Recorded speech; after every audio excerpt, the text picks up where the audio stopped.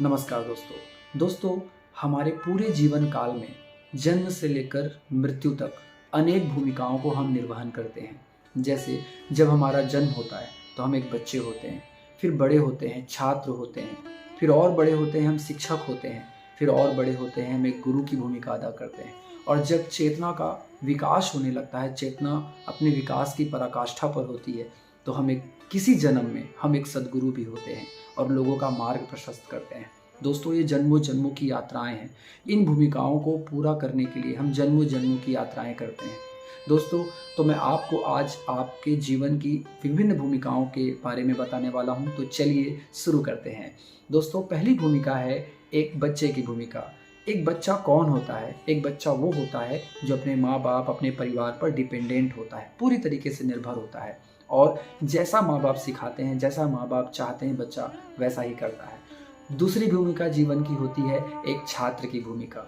दोस्तों, एक छात्र कौन होता है? एक छात्र वो होता है जो अपने जीवन में शिक्षकों के द्वारा बताए गए चीज़ों को ग्रहण करता है। जैसा भी शिक्षक सिखाता है वो उसे ग्रहण कर लेता है।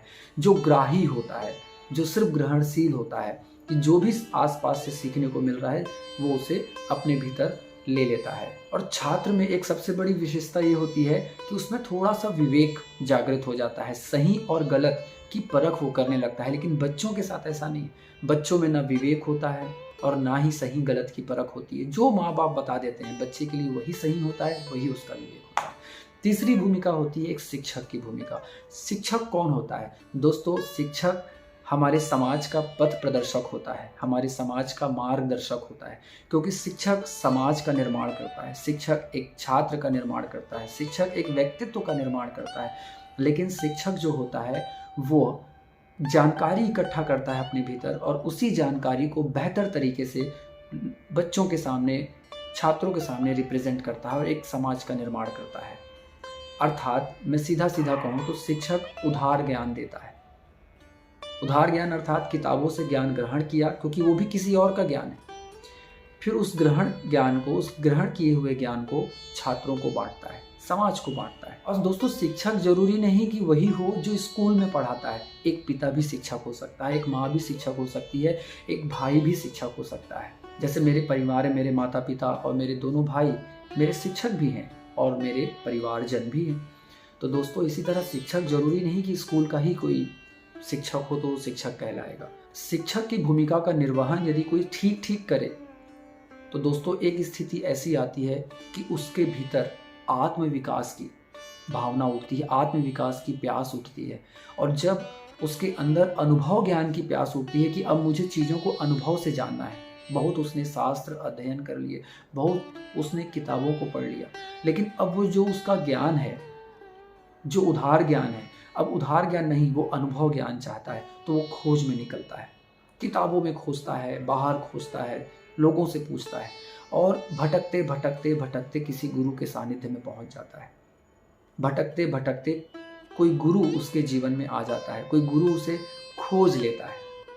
दोस्तों, गुरु बनाया नहीं जाता, गुरु स्वयं आपको खोजते हैं। कब? जब आप तैयार हो जाते हैं, जब आपके भीतर आत्मविकास की प्यास प्रगाढ़ होती है तो अस्तित्व स्वयं आपके पास आपका गुरु भेज देता है, बशर्ते आपके भीतर प्यास सच्ची होनी चाहिए।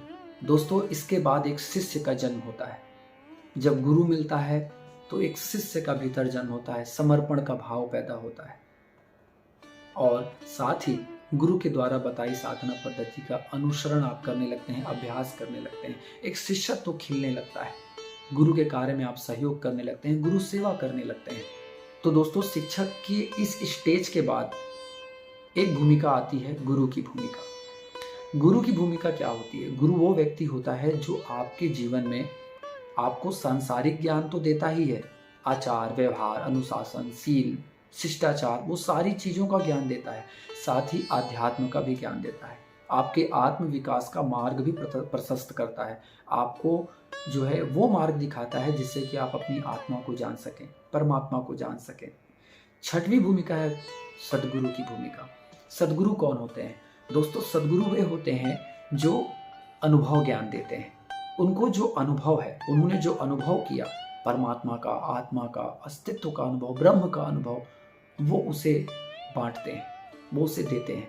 संसार का ज्ञान तो अब उनके लिए गौण हो गया, वो देंगे ही, लेकिन अब जो जिसके लिए हम पैदा हुए हैं, जिसके लिए हम इस संसार में आए हैं, वो ज्ञान जो देता है, वो जो अनुभव ज्ञान देता है, वही सद्गुरु कहलाता है। जो सद्ज्ञान देता है वही सद्गुरु कहलाता है। जो भगवत चर्चा में हमें शामिल करता है, जो भगवत चर्चा हमारे साथ करता है और उसका हमें अनुभव कराता है, वो सद्गुरु कहलाता है।